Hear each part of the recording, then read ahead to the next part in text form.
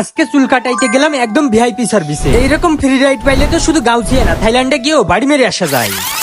তো ঈদের পরে সেলুনে যাওয়া হয় না, তাই ভাবলাম যে আজকে একটা হিরো আলম কাটিং দিয়েই ফেলি। এরপর রাস্তায় এসে দেখি ভাই ব্রাদার তাদের ডিলারের পানি নিয়ে যাচ্ছে, তাই আর একটু দেরি না করে সোজা চড়ে বসলাম তাদের ঘাড়ে। যেহেতু হিরো আলম কাটিং দিতে যাচ্ছি, তাই একটা চকম এন্ট্রি নেওয়াও জরুরি। কিন্তু তারা দুজন জায়েদ খানের ফ্যান হয়, আমাকে মাঝপথে নামিয়ে দিয়েই চলে গেল। বিষয়টা যেমন দুঃখের তেমন সুখেরও, কারণ ফ্রিতেই চলে এসেছি।